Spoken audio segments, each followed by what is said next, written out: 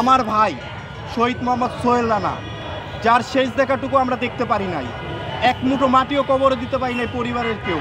এমনকি রায়ের বাজার বুদ্ধিজীবী কবরস্থানে ৪ নম্বর ব্লকে ১১৪টা কবর, আজও জানি না ভাইয়ের কবর কোনটা।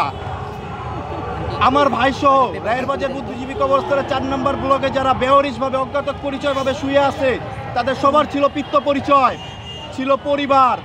স্বৈরাচার সরকারের কারণে তাদেরকে বেহরিশভাবে দাফন করা হয়েছে। তারা কেউ বেহরিশ না, তারা সবাই ওয়ারিশ, তাদের সবার আছে পিত্ত পরিচয়।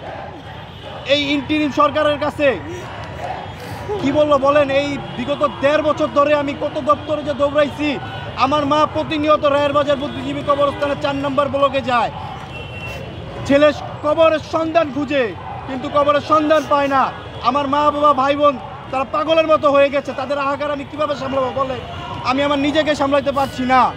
একটা কথা আছে যে যুদ্ধ শুরু হলে রাজনীতিবিদরা অস্ত্র দেয়, ধনীরা রুটি দেয়, আর গরিবেরা দেয় তাদের ছেলেদের।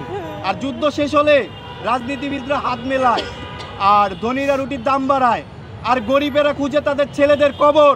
তার জলজ্যান্ত প্রমাণ আমরা আজও খুঁজে পাই নাই নিজের ভাইয়ের কবর। কি বলবো বলেন? আমাদের ভাইদের রক্তের উপর দাঁড়িয়ে যে ইন্টারিম সরকার, তারা এই ১.৫ বছর কি করেছে বলেন? এই ১.৫ বছরে কেন আজও আমাদের ভাইদেরকে ডিএনএ টেস্টের মাধ্যমে শনাক্ত করা হলো না?